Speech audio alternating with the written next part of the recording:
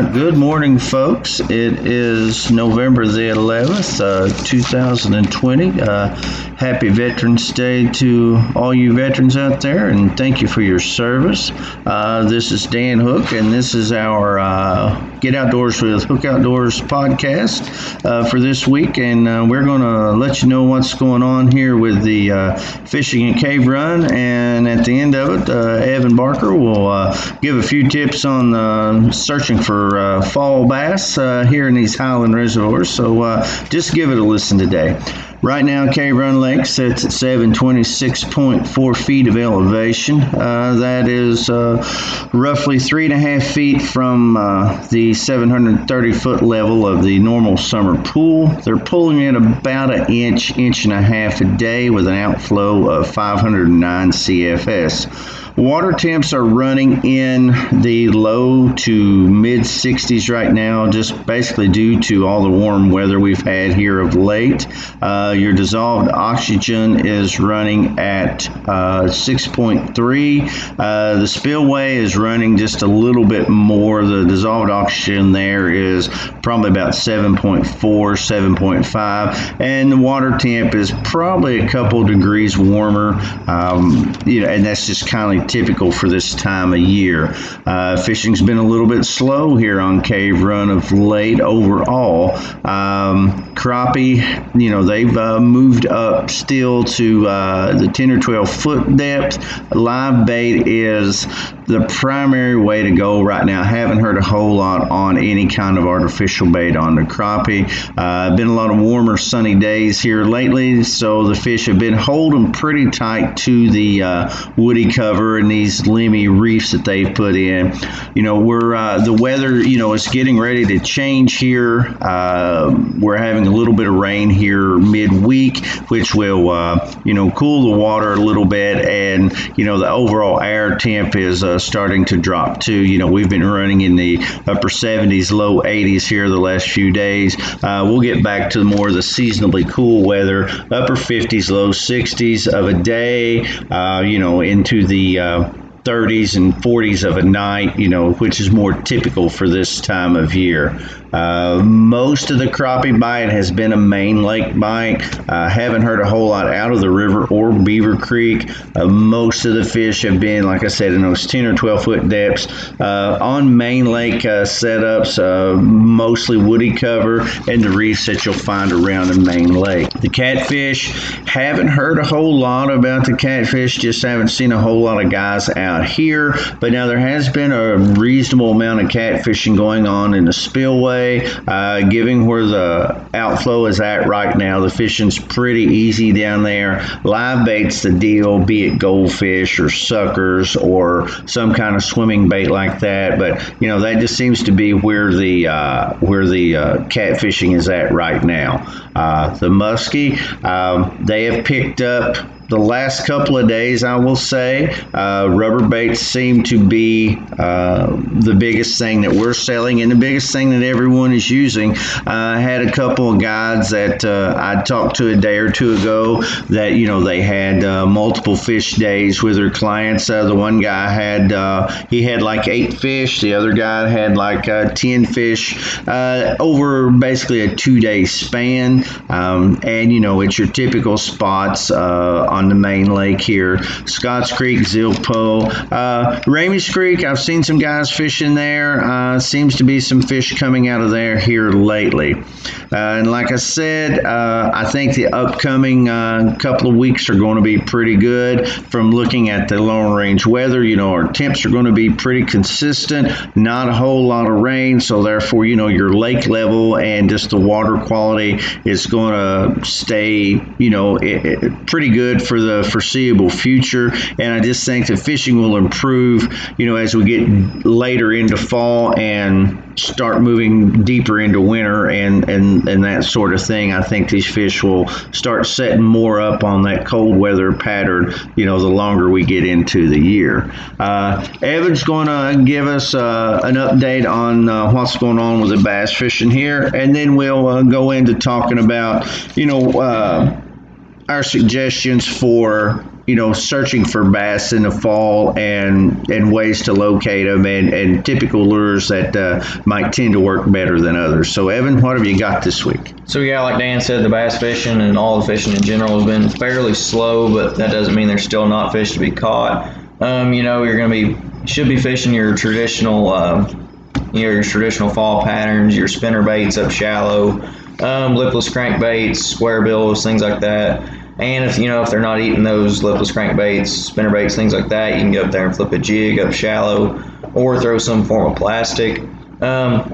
While mainly in the fall it's known for fishing shallow, fishing in the back of a creek or on a flat, there are still fish on Cave Run to be caught out deep on brush piles, on a little bit of offshore grass.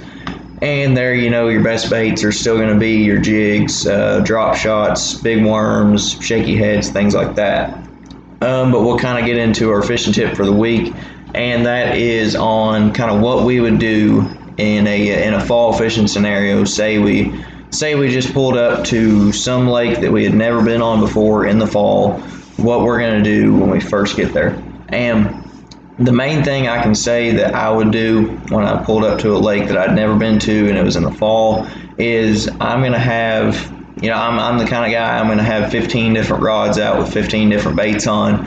And, most of those baits are going to be your reaction style baits like buzz baits, any kind of top water, spinner baits, jerk baits, lipless crankbaits, some kind of crankbait, whether it be like a Bandit 300 or a shallower square bill. And the main thing that I would do is cover as much water as possible until I got some form of pattern to go. And then, kind of what I base a pattern on is, I say that one fish is luck, or if I catch two or three on some specific bait or on some specific kind of cover, that's a pattern. So if I catch 2 or 3 fish on, a chunk rock point, I'm going to say that's a pattern. But, if I'm going down the bank and I just kind of catch one, or they're just really inconsistent, I catch one on a stump and then I catch one on a grass bed or something like that, that's kind of inconsistent. But, as soon as I kind of get something going where I'm getting bites on one specific pattern or one specific bait, that's what I'm going to say is when I have a pattern. And that's when in the fall you can start running different things. Like you can run there in the fall, the fish are really pattern oriented, especially on these highland reservoirs, being that you can find one specific pattern, say like a bank that has stumps on it or a bank that has rocks on it, and you can run that basically anywhere all over the lake. And from what I've seen, whether it's on Cave Run or Cumberland, Grayson, something like that, any kind of highland reservoir like that, you can consistently get bites on a bank like that or on a pattern like that.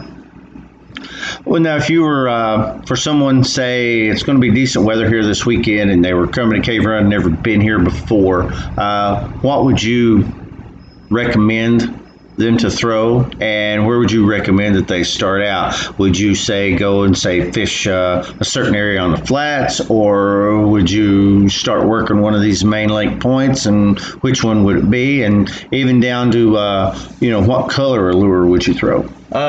Just being a local here with local knowledge, I know that the flats is always going to be a good option. Mm-hmm. But if I was just coming to Cave Run and I didn't really know the lay of the lake and didn't know how much the flats produced tournament wise and weight wise and things like that, what I would more than likely do is I would get in some form of one of the creeks down here, whether that be Caney or Buck Creek or anything like that. And I would start fishing at the mouth of it, mm-hmm. fish the main lake points. Mm-hmm. Then I'd go back and I'd fish a few secondary points or secondary channel swings, something like that. Right. And then I would go all the way to the back of the creek and fish shallow in the back flats or in the grass back there. Mm-hmm. But I would kind of hit all 3 different sections of the creek just to see where I got the most consistent bites. And, that's what I'm going to do if I go to any lake anywhere. Like, say, I go down to Cumberland and I fish a lot, but I still use the same mindset when I'm going in, whether I'm practicing for a tournament or if I'm just going fun fishing. Mm-hmm. I'm going to just until I get a pattern figured out, I'll start at the mouth of a creek, fish, the first third for a little bit, and then go back and fish the second third about halfway back, and then I'll go back and fish the last third, which is all the way in the back of the creek. And wherever I get the most consistent bites and on the certain baits, that's kind of what I'll repeat. And I can repeat that anywhere on the lake and hopefully get consistent bites. Okay. Now, what would you throw here, at least starting out, if you were to show up here, we'll say Saturday morning at 9 o'clock, and you were sitting on the water and you were trying to figure out where you were going to, you've already figured out where you're going and what's going to be maybe your top 3 rods that you're going to cycle through while you're searching for bites? Really, I'm going to have, if I could only have 3 rods out, and I would have one top water, more than likely going to be probably a 3/8 ounce or a 1/4 ounce buzz bait, probably a white buzz bait, some kind of moving bait, whether that be a crankbait, spinner bait, or a chatterbait. And then third, I'm going to have either a jig or a Texas rig, and that's to flip. Say I'm going down the bank and there's just this big old gnarly looking laydown or brush pile that I see in the water, and I can't really get a square bill through it and fish it all the way around like I want to. I'll pick up that jig or some form of Texas rig, soft plastic, and I'll flip in that laydown or that brush pile. And really, that's going to be my 3 rods that I'm going to have out. Okay. Color-wise, you mentioned you'd use a white buzz bait. Now, as far as like your moving bait or your chatterbait, and even your Texas rig plastic or your jig, what colors are you going to try to throw? I know the condition of the water kindly dictates that, but given the shape that Cave runs in right now.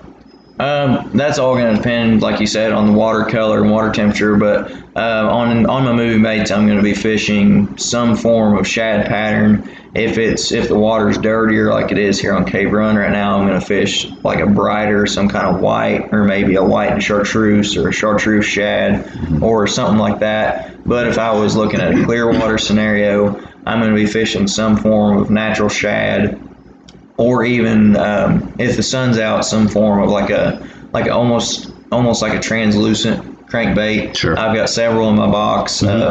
Storm. I've got this one Storm square bill and a Rashi square bill, and it's a clear Tennessee shad color. Right. And I found that to be a good bait when the sun's out more. But right now, if I was going to go to Cave Run with the fairly dingy watercolor, I'm going to be fishing more a shad pattern, but it's going to be that darker, like a white, something more visible rather than that translucent Tennessee shad color. All right, awesome. That's good stuff, folks. If you're getting out and about this weekend, or you want to get out and about this fall, just like I said, from the looks of the weather for the next couple of weeks, it looks like it's going to be pretty good. We had snow here this time last year and a lot colder temperatures. So, with everything that's going on in the world today, you can always come to Cave Run or the lake of your choice and get away from it. And that's what I would recommend doing. And if you happen to come by Cave Run, just stop in and see us and say hello, and maybe we can help you find your fish and make your day a little bit more enjoyable. And as we like to say here, thanks for listening, and get outdoors with Book Outdoors.